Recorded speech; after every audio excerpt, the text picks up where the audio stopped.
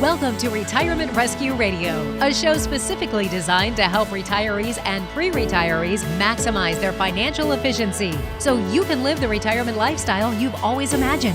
Your host is Nate Miller, investment advisor representative and author of the CPR Retirement Rescue Roadmap. Nate discusses thoughts and ideas from some of today's most knowledgeable professionals in the field of finance. He offers strategies along the way to help you make better financial decisions so you can maximize your retirement. This is Retirement Rescue Radio. All right, everybody, welcome to another episode of Retirement Rescue Radio / Redneck Retirement Radio. We got Josh here on the phone, but on the computer. Hey, how you doing? Hello, everyone. How's it going today? I'm just waiting for a response, though. Yeah, we're not going to win. So we've got another mailbag, wind bag, answer bag, whatever you want to call it today. And we're going to be answering some questions that were sent in. Josh is going to ask them. I'm going to be the wind bag. So there we go. I guess, what do we got? Well, before we go into that, Josh, what's going on right now? It is July. The market's been nuts all year pretty much.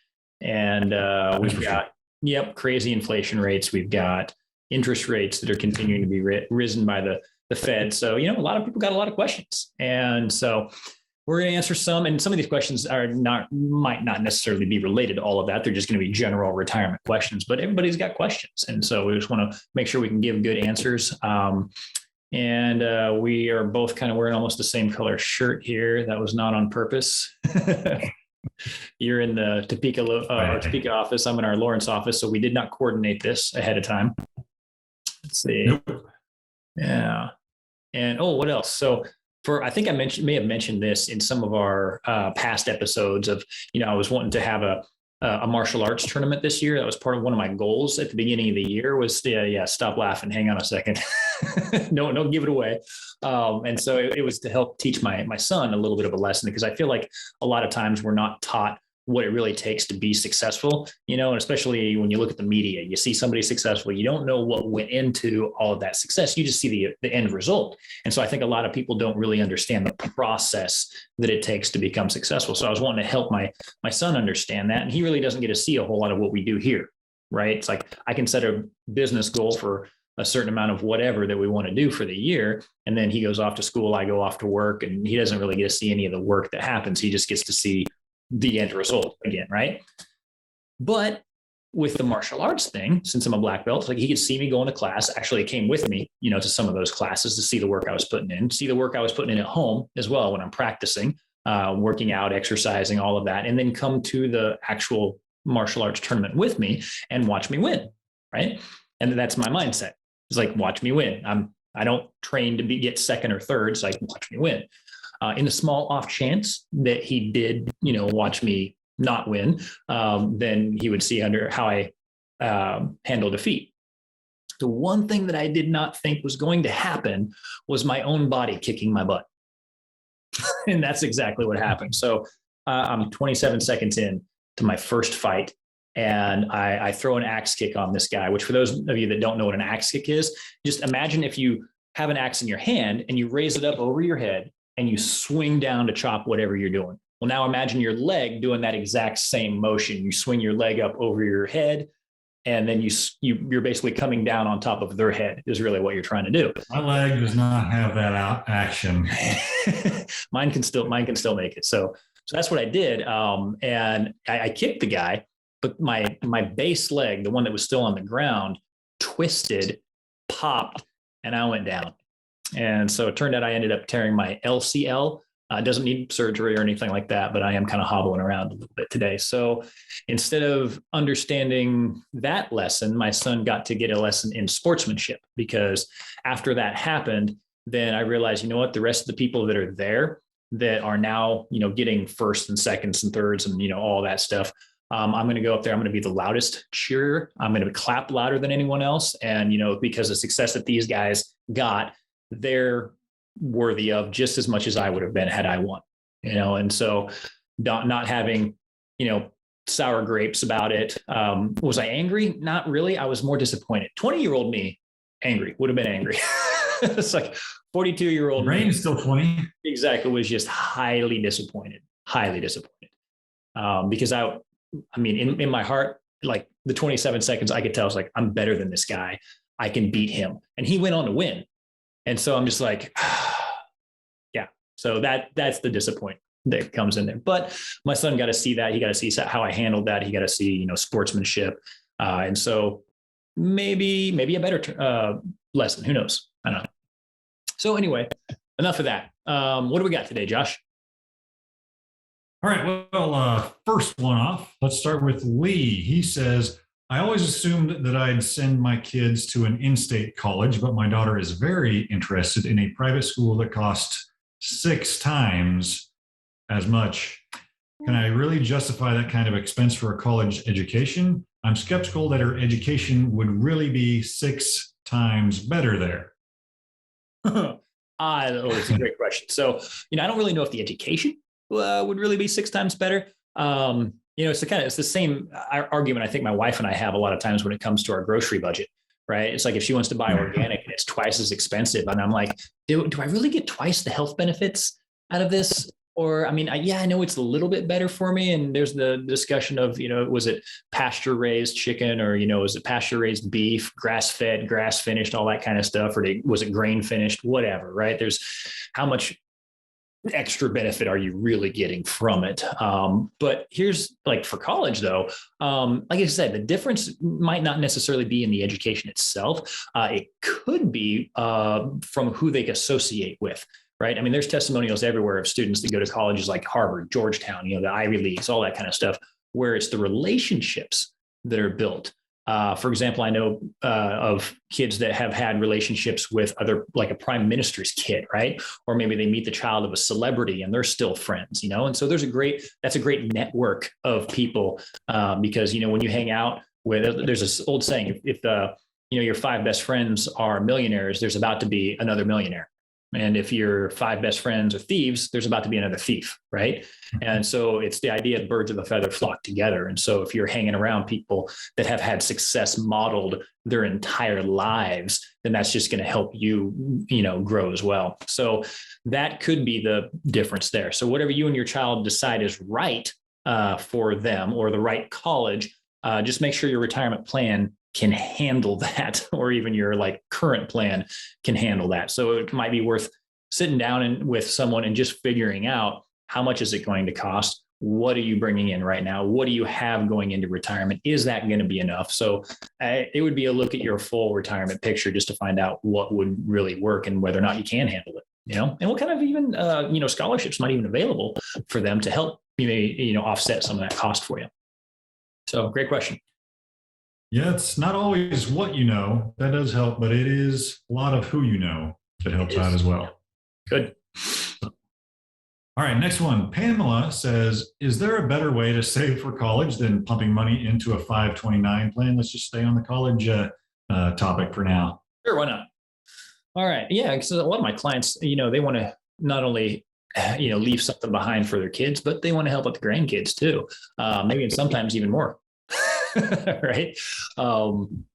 So I would say this. So first off, that a 529 plan, you put money in that, any growth inside of it grows tax deferred. And as long as you take out that money to pay for school, whether it's like tuition, right? Qualified expenses, books, stuff like that, as long as it's there to pay for whatever the qualified expenses are for college, that comes out completely tax-free. Right. And so that's great. That works out great. One thing to take into consideration is who holds that, like who is the owner of that. Granted, we know who the beneficiary is. It's the kid that you set up to receive the money. That's the beneficiary. The owner would be you, or if it's your grandchild that the 529 beneficiary is, that means you are the grandparent as the owner. They, like their own parents, your kids might have a 529 plan for their kid as well. But it would be understanding, does that impact their financial aid qualification? Or potential financial aid. And in most cases, if the parent owns the 529, then those funds are considered for potential financial aid. And so that will be the expected family contribution will go up. So any financial aid that they will qualify for will go down. In a lot of cases, if the grandparent owns the 529 plan, that is not the case. It does not get counted in the expected family contribution. So that would be a good place to go to have a grandparent own that rather than the parent. So that's good. You could also do, I mean, some people use cash value life insurance as well. So if you have life insurance policies already, that might be a place to go, but you want to make sure that life insurance policy might be structured correctly, because there can be life insurance that's structured for death benefit and life insurance that's structured for cash value accumulation, so for future tax-free income in retirement. So that could be another great place. And most places do not look at cash value inside life insurance plans to be part of any expected family contribution. So it's almost like you're legally sheltering money that could go towards college. So I would say that. Oh, and also, so it used to be, and it actually kind of still is, but you used to not be able to, like, say you didn't run through all the money. Your kid doesn't need all the money or doesn't go to college, whatever. Yes, you can change beneficiaries, but say you run out of grandkids, I don't know, or you run out of kids, and you would like to have access to that money for your own retirement. Well, beforehand, there might have been, taxes and even penalties that you might have to pay if you withdrew that. There is a bill in right now, and I'll link to this article right here. This came out just like a couple of weeks ago, actually. It is, what is it, bill? It's called it's College Savings Recovery Act.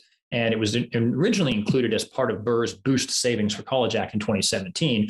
But this is Bill S-4440, and it would allow rollovers from 529 plans into a Roth IRA without being penalized. Because remember, when you put money into a 529, you don't get a deduction for it, but it grows tax-free. And if you take it out for college expenses, it's also still tax-free. So it just makes sense to be able to roll that into a Roth, because the Roth works the same way. So that could work as an alternative. So if you end up, kids don't want to go to college, or the grandkids don't end up going to college, you don't have any other beneficiaries now that you can transfer that over to, and you say, hey, maybe I'll just use this for retirement. That could be, if this ends up going through, that could be an option for you. And I think that's a pretty dang good option, because I know several people that have had 529s that have ran into that exact same issue that I just described, and they're really not able to do anything with it without having to pay either a tax or a penalty by pulling that money out. So that's pretty cool. I am definitely in favor of that bill. Yeah. That'd be a good amendment there. So there are other ways of maybe, depending on if you're the child's parent or if you're the child's grandparent, on what to do there. So yeah, absolutely. Great question. All right. Good. Let's stay on this college topic again. This might just be a college question. One more. Okay. So go ahead. I'm sorry. I was going to say something else, but it might actually maybe dovetail into the next question, I think. Okay, cool. Megan says, I had kids later in life than most people, so I'm about 60 and my twin boys will be heading to college in a few months. I really want them to be able to finish college without any huge student loans, but I'm not sure I can pay for both of them to get through school without hurting myself financially. And I'd like to retire eventually. After all, which thing should I place a higher priority on? Their education or my retirement? Drum roll, please. Exactly. This is a lot of times you'll hear me say it depends on what your situation is. We need to take a look at your total financial situation. But in this one, I'm going to say in pretty much every case that I have ever seen, I would put the emphasis on your retirement. Absolutely, bar none, your retirement. Because what you might end up with is, if you do end up helping them at the detriment to your own retirement, is you might end up with some highly educated kids of yours that are living with you, or that you're living with them, because you don't have, a good retirement. And so you got to move in, So I would definitely, and I have pretty much every single time I've run into this scenario or this question from clients or prospective clients. And when I ask them how the kids feel about this, they would much rather you focused on your retirement as well. Because they're like, we got a lot of time to pay off any student loans that we might end up getting. We would, and obviously the parents are older, so they don't have as much time to make up for what they might have to pay for the kid. And so if it's going to be one or the other, I would put the emphasis on the college, or sorry, not on the college. I put the emphasis on your retirement over and above college. If you can do both, well, then you can do both, but you're not going to know that unless you actually sit down and get some type of a plan put together to even see if you could do both. So that's what I say. If you can't do both, focus on retirement. If you can, perfect. Then you don't even have to make a choice, but you got to figure that out. Yep. Find out if you can and how much you could afford, if so. Exactly. We can always help with that. Yeah. Awesome. All right. So now we're getting off the college subject. Heather says, this is a second marriage for both of me and my husband. We file a joint tax return, but we keep all of our other financial matters separate. Is that okay, or should we be doing things differently? Well, first off, that's absolutely perfectly legal. Nothing wrong with that, right? And in the grand scheme of things, that could be the best way for you guys to do it. It might not be the right thing for you too. That this is one of those areas where I can say, but it depends, right? Because there's a lot of people that will keep their finances separate in second or third marriages, whatever it is, and that relationship works fine for both parties. And you know what? That's great. If that's the way that you guys do it and that works for you, who am I to say don't? And especially if you've got each, retirement plans and stuff like that, there's others that will merge. And guess what? That works for them. So this is one of those questions where there's not one right answer. There's just what might be the right answer for your specific situation and the type of relationship and personality differences between you and your spouse. So that would be it. Both can work, right? And we've created financial plans for both, right? We've had financial plans for spouses that are on second and third marriages that keep everything separate. And so they want us to run the plan as if they're separate, right? But obviously they are still married. So there's still the whole Social Security thing that can play into both categories. But then there's also those that want to make sure that they plan together. So we can do both. Whatever your scenario is, we can make it work. Sounds good. All right, next, Matt says, my wife is significantly younger than me, and I'm guessing she'll outlive me by at least 10 years. Do I need life insurance on myself to be sure she's okay after I'm gone? Good question. All right. Wife significantly younger than you. First off, way to go. Good job. Sorry. And then I would say, yeah, most likely she will outlive you. Do you need life insurance on, I don't know. Do you have life insurance right now? That would be a question that I would ask at this point.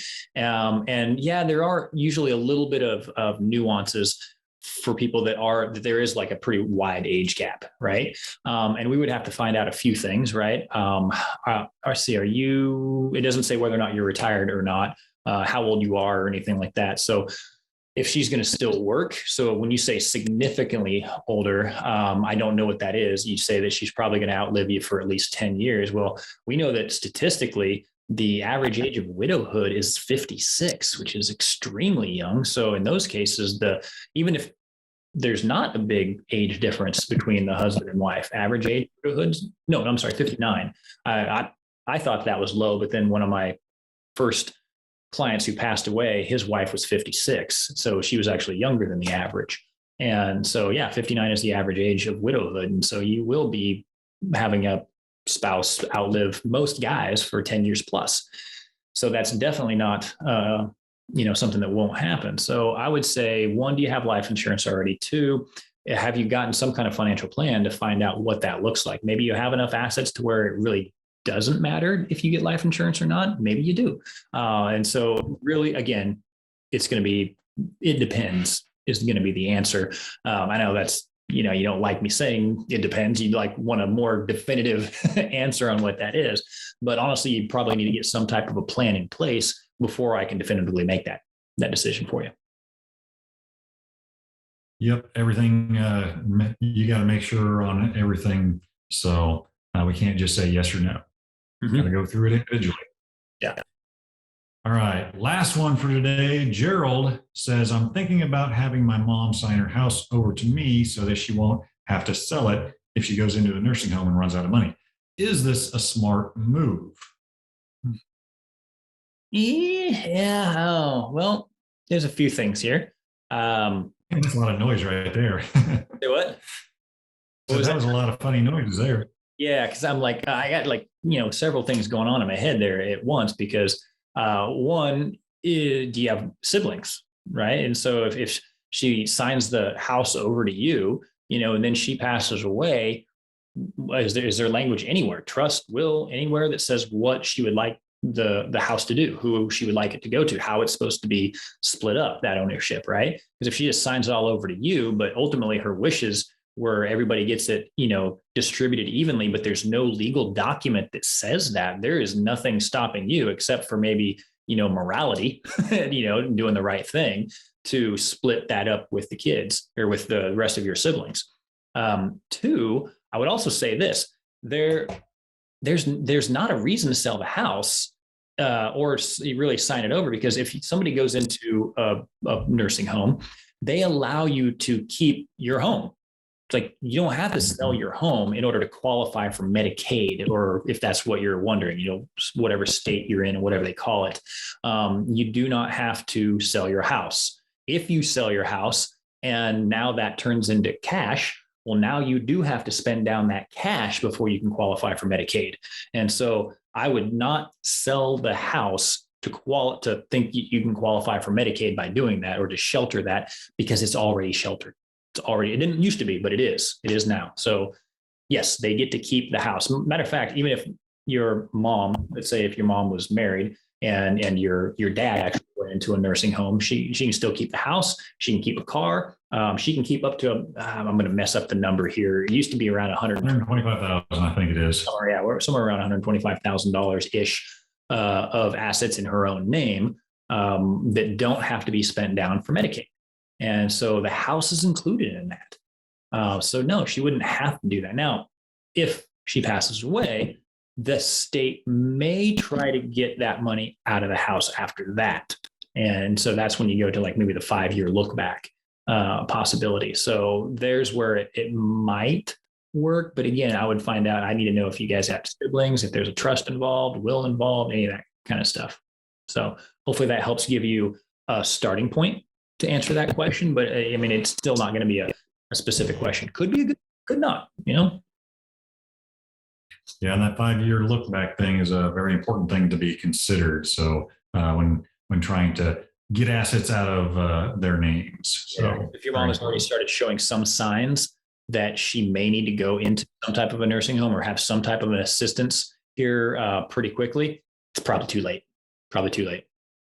So if that's the case, if that's the case, I definitely would not worry about trying to sign that over to anyone. I would just let her keep that, because again, you get to keep it.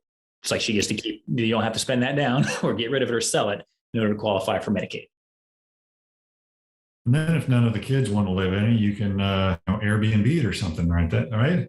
Or even, you can Airbnb, or you can sell it, because you get the step up in basis. So that if you guys end up selling it the same year that she passes away, there's no capital gains there, because you get a step up in basis. Boom, there's no tax consequence for doing that. And then if the state does come back after you, now you got cash to put towards that. So yeah, not ideal, but like I said, if she's already started showing signs, probably too late to do that because of the 5-year look back. Probably too late to get any kind of trust or anything like that set up again because of the 5-year look back. So yeah, I would speak with an estate planning attorney or what do I call it?